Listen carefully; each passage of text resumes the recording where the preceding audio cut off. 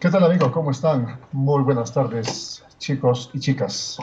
El día de hoy vamos a continuar con nuestra secuencia de clases virtuales de historia del Perú. No sin antes indicarles de que para algunos asuntos importantes de lo que hoy el gobierno está promoviendo mientras recibimos a nuestros alumnos que están llegando tarde y admitidos obviamente, decirles de que el gobierno está promoviendo el uso de la mascarilla. Esta mascarilla, esta mascarilla que debe ser de uso constante, permanente en ustedes. Y por ello de que esta mascarilla, cuando salgan a la calle, tienen que usarla. Y también en casa deben utilizar los guantes, estos guantes que son de obligatorio cumplimiento. Además, lávese la mano con jabón líquido o con jabón en barra.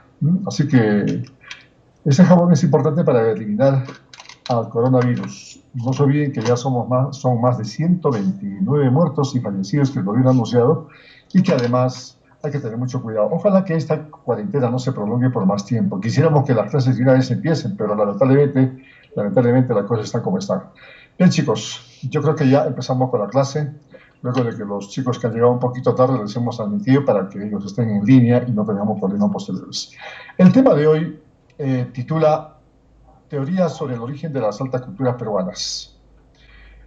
Vamos a la primera diapositiva, un poco visualizar lo que para nosotros, los docentes de historia, los arqueólogos, los historiadores, los antropólogos, significa explicar cómo se originó la cultura peruana. Obviamente, en el tema anterior nosotros vimos ya el poblamiento del hombre americano en América, pero a nosotros nos interesa cómo llegó al Perú. ¿Cuáles son las teorías que más demuestran esto? Tenemos la teoría inmigracionista de Federico Maxule, la teoría autochtonista de Julio César Tello Rojas, la teoría allochtonista de Federico Camondoy y la teoría holoctonista de Luis Guillermo Lumbreras. Una última que se asemeja mucho a la cultura o a la teoría holoctonista es la amazónica. Ese es un tema que se estudia en la universidad.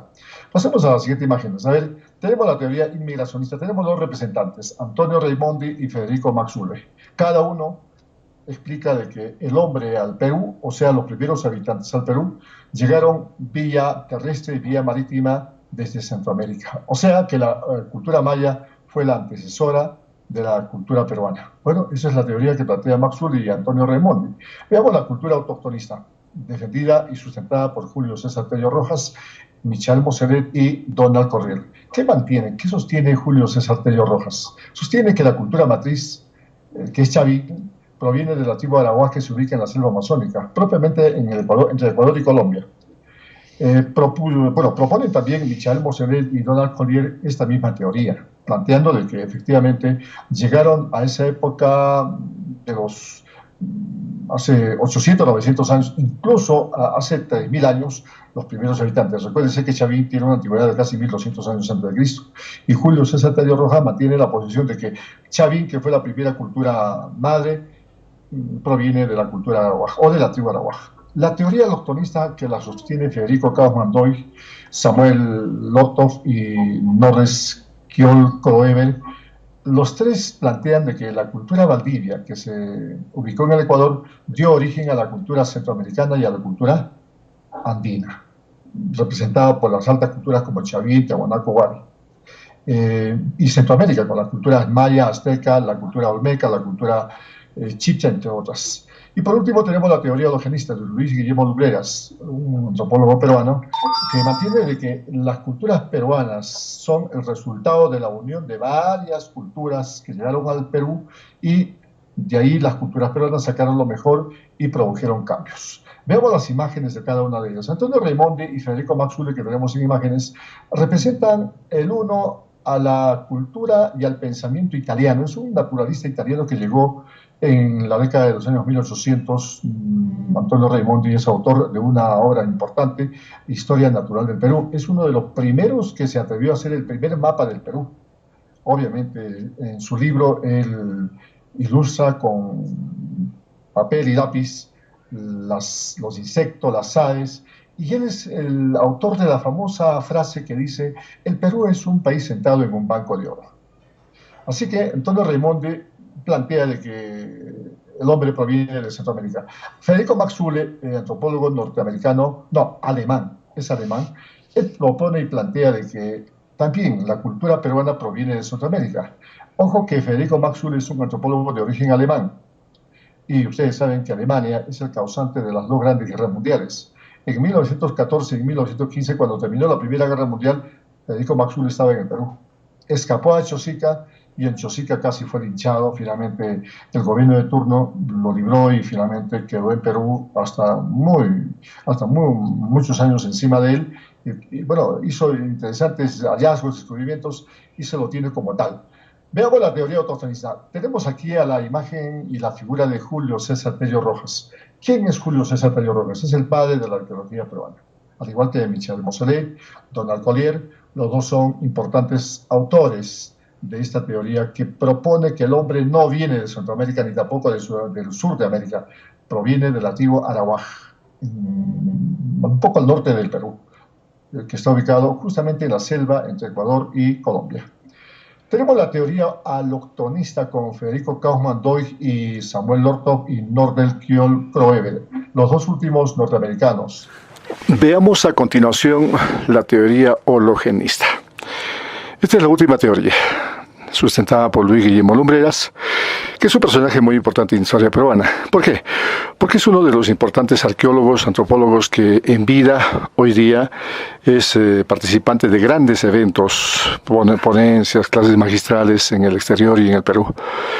Él es de la teoría hologenista, quien plantea de que todas las culturas del antiguo Perú, de Centroamérica, lo mejor que han tenido en el tema de cultura, desarrollo, las culturas peruanas las han asimilado y las han adaptado a su medio. Bien, amigos, veamos a continuación la clasificación de las altas culturas según el antropólogo John Rowe. John Rowe llegó en la década de los años 1960 al Perú, incluso un poquito más antes, pero ya cuando retorna a Estados Unidos, una vez unido, juntado, todo el rompecabezas de lo que él encontró en su estado en el Perú, finalmente publicó un libro en la que a la cultura peruana clasifica en 5 periodos. En el primer horizonte ubica a la cultura de Chavín Paracas, en el intermedio temprano, del siglo III al siglo IX después de Cristo, a la cultura Nazca Mochica, en el segundo horizonte, en el siglo V al siglo XV después de Cristo, la cultura de Tehuanacogari, en el intermedio tardío, del siglo III al siglo XV, la cultura de Chimú, Chincha, Aymara, Chanca, y finalmente el tercer horizonte, el siglo XII al siglo XVI, donde se ubican los incas. Esa es la clasificación que a nivel de colegios secundarios se toma como periodos importantes de la historia peruana. 5 periodos, reitero, 3 horizontes y 2 intermedios. Veamos las altas culturas del Perú. En imagen ustedes ven la cultura Chavín, la cultura Paraca, la cultura Nazca, la cultura Mochica, que obviamente son los mejores. Empecemos con la cultura de Chavín. La cultura de Chavín se ubica en el horizonte temprano, abarca 1200 al año 200 a.C., está en la provincia de Huari, en el distrito de Chavín de Huántar, en el departamento de Ancas. Sus principales dioses, el jaguar, el cóndor y la serpiente. Destacan en escultura, ¿por qué? Porque tienen aquí la estela Raimonde, el lanzón monolítico, las cabezas clavas y las falconias como la estela de Sechín. Además, en arquitectura tienen al famoso templo en forma de U, el castillo. En orfebrería destacan en oro, el oro de Chongoyape, el oro de Cunturhuasi en Cajamarca, y además el personaje principal de la cultura de Chavín es el sumo sacerdote que ustedes ven acá en imágenes, que está cubierto con un interesante blasón en la parte superior, tiene un bastón de mando, quien era el director y el jefe y el que era el máximo representante de la cultura de Chavín. Recuérdense que Chavín es un centro ceremonial religioso de donde venían mucha gente de diferentes partes del Perú profundo, del Perú costeño, del Perú de la sierra y la selva, para consultar cómo iba a ser el año agrícola en sus lugares. Estos jefes, que eran astrónomos, eran también sacerdotes, debían conocer todos los movimientos de los planetas que conocían para vaticinar el futuro en el campo agrícola. Vamos a la cultura Paracas. La cultura Paracas es una cultura que se ubica en el departamento de Ica, en el distrito de Cerro Colorado, en la península Paracas de Pisco. Se ubica en el horizonte temprano. Su centro ceremonial fue Tajahuana. Fueron agricultores, pescadores y artesanos hidráulicos. Ellos tenían 2 tipos de entierros, tanto Paracas cavernas como Paracas necrópolis. En textilería, ellos tienen una interesante y diría los mejores mantos del Perú antiguo. utilizaron diseños mitológicos y siempre en clase hemos hablado. ¿Y de qué material estaban hechos los mantos? De algodón, de fibra de alpaca, fibra de llama, fibra de vicuña, de hilo de oro y de cabello humano. Cerámica. Eran polícromas y tenían azapuente, eran era colorido y sobre todo era muy utilitaria. En medicina, los paracas destacan en dos aspectos: en trepanaciones craneanas, que era la operación al cráneo. Probablemente en la época antigua habían peleas entre tribus, entre culturas, y las personas que sufrían algún golpe en la cabeza inmediatamente eran llevados a los centros quirúrgicos en la cultura paracas para ser operados en el cráneo, cosa que era una operación bastante delicada. De 10, 8 salían vivos, el 2 o 3 siempre quedaban ahí nomás. Bien, pasamos a la siguiente cultura mochica. La cultura mochica se ubica en el intermedio temprano. Ubicación, está en el departamento de Lambayeque. Su organización era una organización bastante cerrada, teocrática, militar. La máxima autoridad era el Sidequitz y los jefes cercanos eran el Alaej y el Paraej. Estaban organizados económicamente en pescadores, agricultores. Además utilizaban canales de riego, acueductos. Su máximo representante o su dios era Ayapayej y la luna. Ellos destacan en cerámica. Siempre cuando uno ve una cultura pregunta, ¿no?, ¿qué de bueno tienes de esa cultura? Su cerámica. Fueron los mejores ceramistas del Perú y América. La cerámica mochica es muy grandiosa porque representa rostros de diferentes estados anímicos, tienen cerámicas de diferentes estados de la vida diaria, pescando, en agricultura, es decir, una serie de huacos que a las finales hoy ustedes y nosotros podemos ver en el Museo Antropológico de Lima, que tiene atractivo muy importante porque son huacos de diferente índole, y por ello de que los arqueólogos la han ubicado a la cultura mochica como los mejores fotógrafos del Perú antiguo. ¿Por qué? Porque se nota y se ve en los huacos toda la vivencia de la cultura mochica. Tenemos en imágenes al señor Recipán, que tiene un ajuar bastante interesante, una nariguera, un blasón hecho de oro, que era la máxima autoridad de la época de los moches. Acá tenemos un sacerdote también haciendo curaciones a un enfermo, el uso de los caballitos de totora y los mantos y la cerámica mochica, que fue una de las mejores del Perú antiguo. Vamos a la siguiente cultura, Nazca. La cultura Nazca se desarrolla entre los años 400 al año 300 a.C. Se ubica en el intermedio temprano, departamento de Ica. Economía. Estaba basada en la agricultura. Usaron puquios para obtener agua subterránea. Esta es la única cultura en la costa que cavaba pozos de 30 metros, 20 metros, 15 metros para obtener agua, y con esa agua regar sus campos de cultivo. Su religión era un dios antropomorfo volador. Su cerámica era pictórica. Usaron la técnica horror al vacío. ¿Eso qué es? Que toda la cerámica debía estar pintada. No había una cerámica que no esté pintado. Y eran cuidadosos en que la cerámica nazquense tenga la pintura necesaria tanto por dentro como por afuera. Arquitectura. Hicieron interesantes pirámides como huacas, como por ejemplo el de Cahuachi, Estaquería, Huaca del Oro, Tambo Viejo. En hidráulica hicieron represas y canales de riego. Sobre todo usaron los puquios, como hace rato expliqué. Ahora veamos la línea de Nazca. Quizás es la parte más importante. La cultura Nazca tiene en 50 kilómetros cuadrados más de 10.000 líneas. Y Marea Reiche es la mujer que durante 40 años estudió y finalmente dijo de que las líneas tenían un fin eminentemente agrícola. Era un calendario agrícola. Danny Kerr, un antropólogo norteamericano, sostiene de que las papas de Nazca eran campos de aterrizaje para ovnis. Una interesante idea. Toribio Mejía, por ejemplo, propone de que las líneas de Nazca son un gigantesco zodiaco.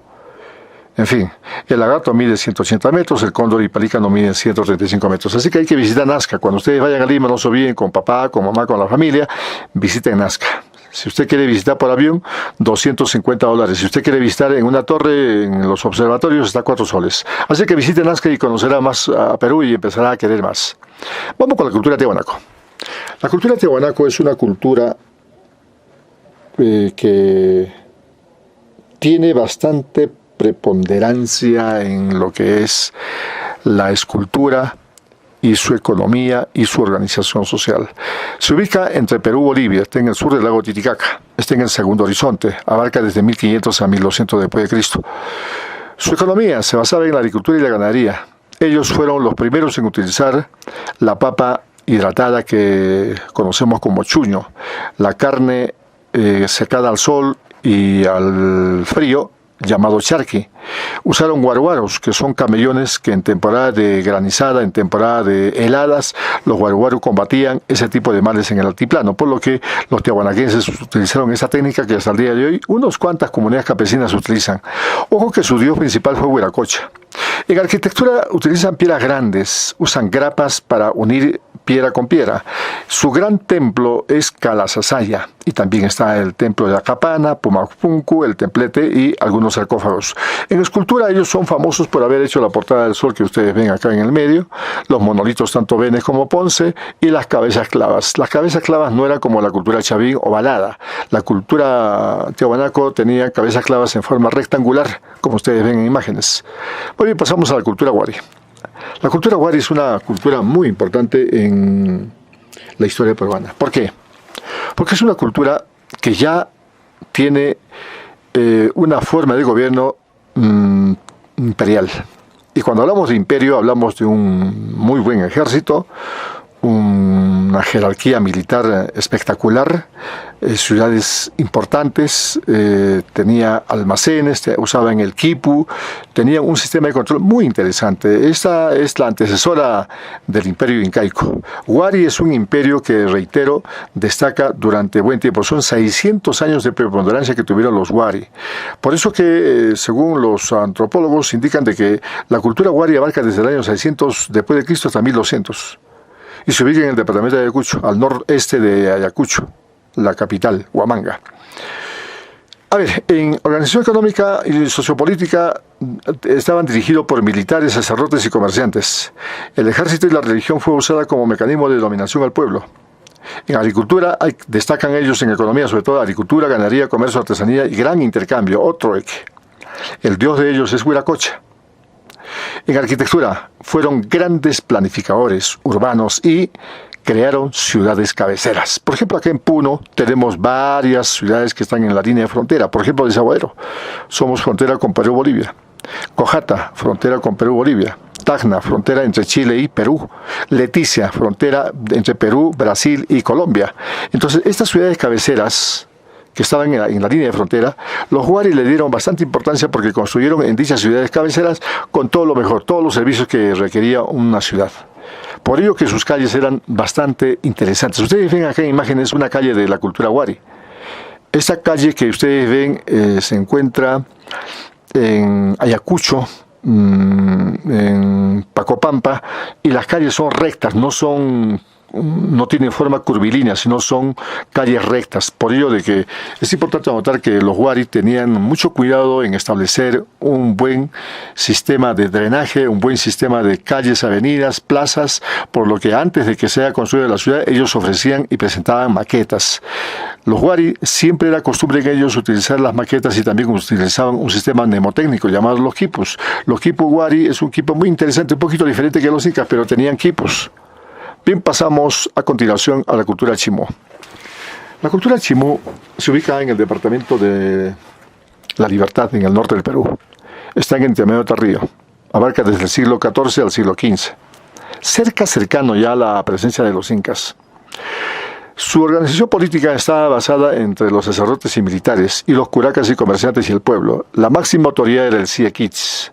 El jefe del valle era el Alaej y de la comunidad el Paraej.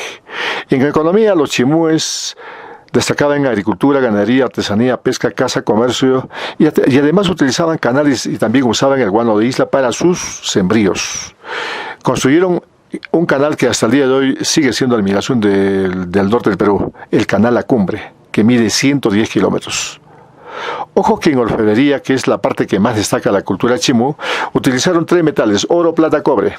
Utilizaron varias técnicas, acá mencionamos solamente 3, martillado, repujado y soldado. La cultura chimú es considerado como los mejores joyeros del Perú antiguo. Luego veremos por qué Chimú le agradece a Lambayeque, pero nos quedamos con que Chimú son los mejores joyeros de la época antigua, y muy entrado ya los incas, los mejores joyeros de Chimú fueron llevados al Cusco cuando Pachacútec y los demás incas ya tuvieron preponderancia en el gobierno inca. Por lo tanto, los chimúes fueron llevados al Cusco a manera diría de pago o de impuesto para que ellos trabajen en talleres allí en el Cusco. Bien, en todo caso, Chimú tiene esa característica importante de ser los mejores joyeros del Perú antiguo. Pasamos a la cultura chincha. Chincha no es como la cultura Chimú, la cultura chavín, que tiene grandes construcciones, no. Chincha se destaca en el Perú antiguo porque eran los mejores comerciantes. Practicaban un comercio triangular entre Chincha, Ecuador, Cusco y Puno. ¿Qué traían de Ecuador? El muyo. ¿Y qué es el muyo? Es un caracol espondylus, que era utilizado como los pututos en la época inca. Era un objeto ornamental que era de adorno, por lo tanto Ecuador producía ese tipo de producto y los chinchanos traían en demasía estos caracoles. ¿Qué adquirían de Puno o del altiplano? El chuño, el charqui, del Cusco, el maíz, las habas, frutas, verduras, y a su camino por toda la Sierra Central y por el mar, ellos llevaban y intercambiaban sus productos permanentemente. Así ustedes ven acá los caballitos de Totora llevando carga en el mar peruano, por lo que su comercio triangular le permitió conocer muchos lugares y es considerado como los primeros comerciantes del Perú antiguo. Aquí vemos un vaso ceremonial, un vaso nariguero, cuya nariz es bastante prolongada. Y nosotros tenemos acá una silografía, un trabajo de madera de remo. Este es un objeto de madera, pero que tiene la forma de remo, pero no es un remo, sino es un bastón de mando que tiene la forma de remo. Aquí vemos la imagen de Tambo de Mora, que es uno de los pocos lugares que tiene la cultura chincha. Reitero, Chincha no es una cultura que destaque en arquitectura. Tuvieron grandes pirámides, pero eran pues de adobe, eran de tierra, porque se ubican en la costa, por lo que no tuvo mucha durabilidad. Más destacan en el aspecto comercial. Pasamos a la cultura chanca. La cultura chanca es una de las culturas que se ubica en el departamento de Apurímac, Huancavelica y Ayacucho. Abarca desde el siglo XIII a 1442. Se ubica en el intermedio tardío. ¿Qué de bueno tiene esa cultura? En el tema de organización sociopolítica, era una sociedad guerrera. Tuvo grandes líderes como Asto Iguaraca y Toma Iguaraca. Incluso ya muy entrado ya en los primeros años de la época inca, ya cuando todavía Pachacútec era simplemente un príncipe, Toma Iguaraca y Asto Iguaraca, sobre todo Toma Iguaraca, se fueron a pelear con los incas y rodearon el Cusco y lamentablemente fueron derrotados. Su religión y su dios Uscovilca. En arquitectura eran casas rústicas, en cerámica producían lo que podían, en textilería eran trabajos rudimentarios, en cerámica era mayormente objetos de cerámica utilitarios, no eran tan finos, pero los chancas eran un pueblo eminentemente guerrero. No era un pueblo que tenía una vasta y altísima cultura. Se contentaban con saquear, con destrozar, con robar a los pueblos vecinos, y ellos son los culpables de la caída del Imperio Wari. ¿Cómo es que un Imperio Wari tan bien formado, tan bien asimilado, tan bien estructurado, ha podido caer ante la embestida de los chancas? Uno no se explica. Si la cultura Wari tenía una jerarquía interesante donde la formación militar era importante, pero los chancas los derrotaron. Y el ocaso de la cultura Wari se da pues con la cultura chanca, que finalmente, cuando quiso conquistar a los incas, probaron y mordieron el polvo de la derrota. Bien, chicos, nos vamos a otras culturas. Aparte de la cultura que hemos visto, tenemos otras culturas del Perú antiguo, como la cultura caral, la cultura pucara, entre otras. Veamos a continuación las culturas que siguen después de las grandes: Caral, Vicus, Pucará, Sardinal, Lambayeque, Siján. Veamos la primera, Caral. La cultura caral, o la ciudad de Caral, tiene mucho que ver con lo que para los peruanos y para América Latina significa ser considerado como la primera ciudad de América Latina, porque su fecha data del año 3000 a 4000 antes de Cristo.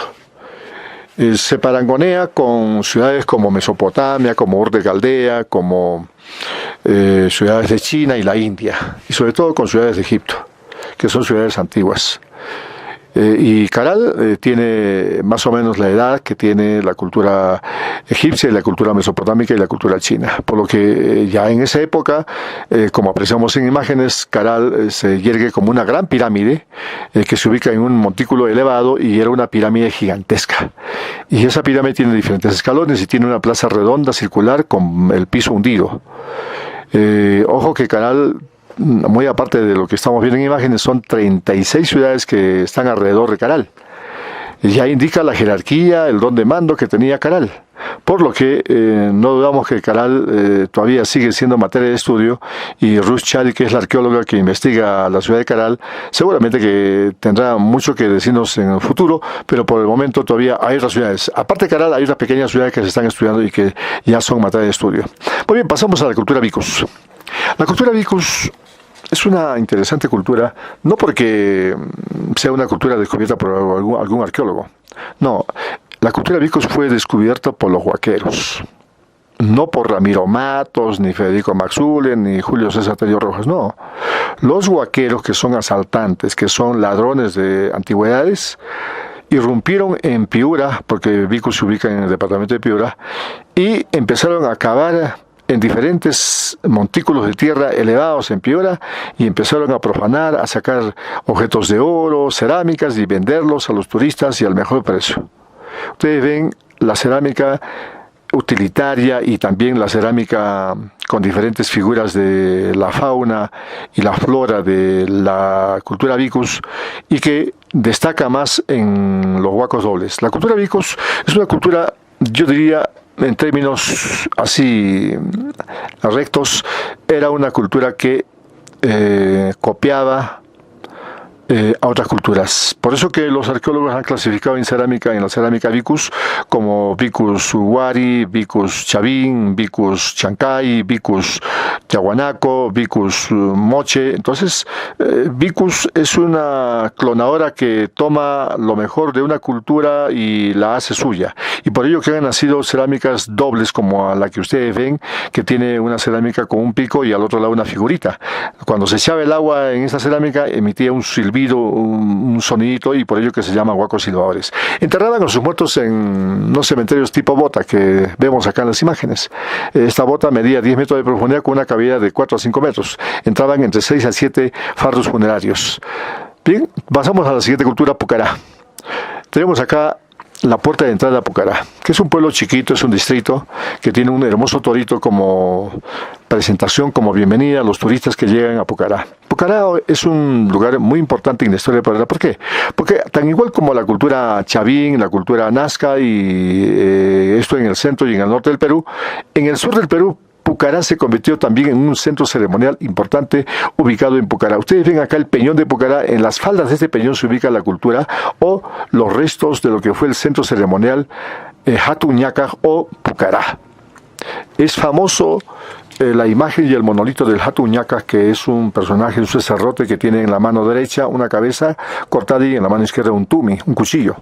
Probablemente los cultos que hacía, las ceremonias que hacían en Pucará, hizo de que cuando había mal tiempo, los sacerdotes realizaban sacrificios humanos para pagar con sangre a los dioses de ese entonces, para aplacar la ira de los dioses, a fin de que no haya mucha helada, tampoco haya mucha inundación y mucha sequía. Así que Pucará es un lugar muy bonito para visitar. Ustedes ven acá la plaza hundida, y también sigue siendo tema de estudio. Ojo que en este lugar se encontró la famosa chacana. La chacana es un instrumento,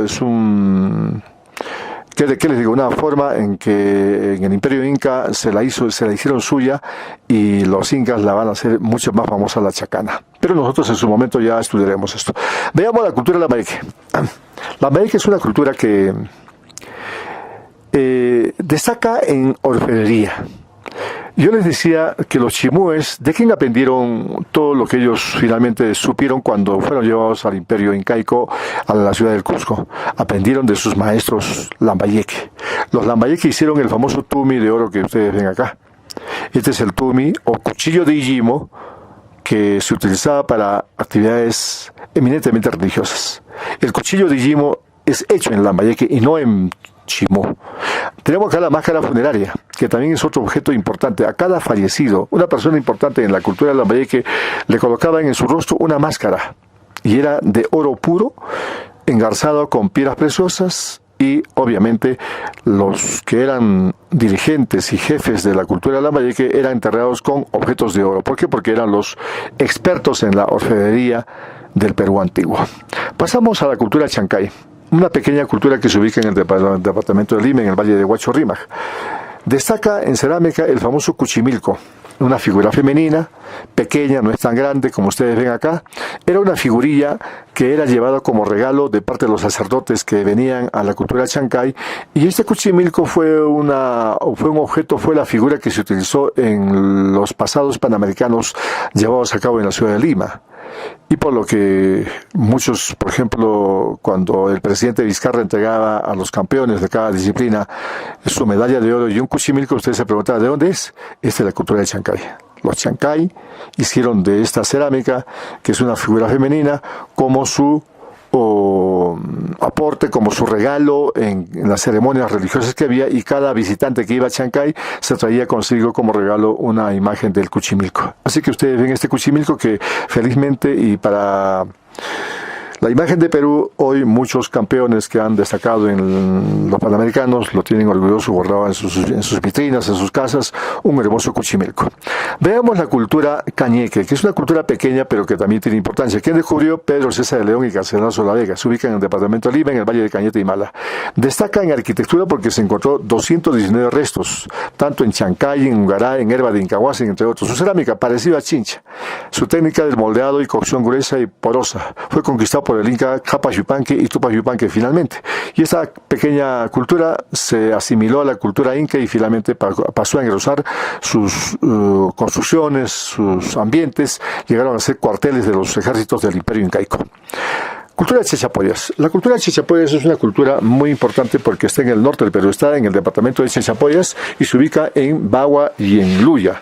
¿Y qué significa esto de que la cultura Chachapoyas destaca en varias cosas? En arquitectura, en primer lugar, porque tiene las famosas ruinas de Cuelap, que son unas ruinas inexpugnables, pero que finalmente el Inca Pachacútec y el Inca Tupac Inca Yupanqui finalmente la invadieron, la cercaron y finalmente los Chachapoyas cayeron.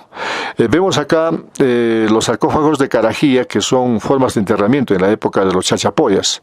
Acá tenemos el modelo de un hombre importante encontrado en un fardo funerario, ¿no? Una figura femenina. Sus construcciones, sus viviendas eran en forma circular y con techo tipo cono, y tenían imágenes acá en cada parte de sus edificios, estas imágenes que evocan a sus dioses. Pasamos a la cultura de los reinos aymaras. Eran 15 los reinos aymaras que se ubica entre Perú y Bolivia, ¿no?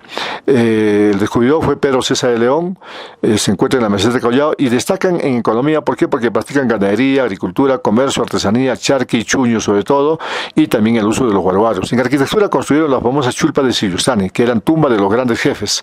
Ustedes ven acá una chulpa circular, que era la tumba de los principales jefes, y acá tenemos una chulpa cuadrada, que es una chulpa de los jefes de menor jerarquía. Y en todo el departamento de Puno, hablamos entre el año 1000 a 1500, era costumbre hacer los enterramientos en chulpas, no solamente en Sillustani, hay chulpas en Huancané, en Ilave, en Ayaviri, en Azángaro, en Azandia. La característica de los reinos aymaras siempre era enterrar en chulpas. No era costumbre enterrar en el subsuelo, sino en la parte alta. Para ello construían hermosas chulpas hechos de piedra, obviamente, y que hasta el día de hoy siguen siendo tema de estudio. Lamentablemente los saqueadores y los huaqueros han irrumpido y han robado muchos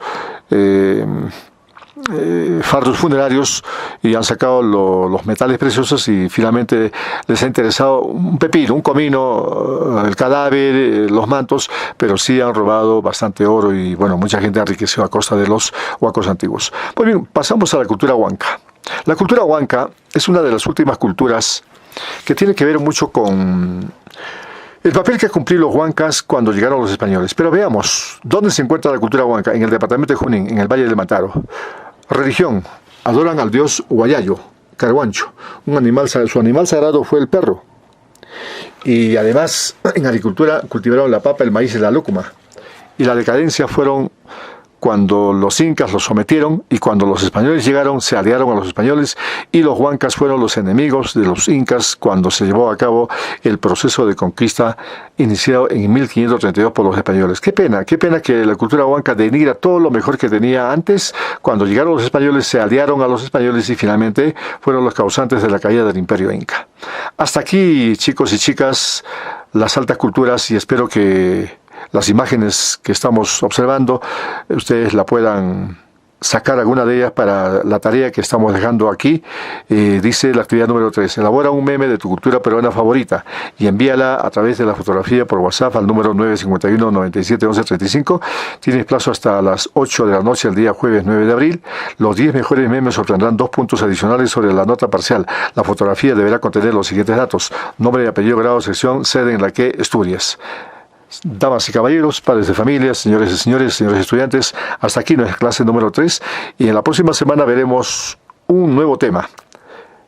Y ese tema titula La Guerra del Pacífico, la guerra entre Perú y Chile. Que les vaya bien, muy buenas tardes, hasta pronto, chao.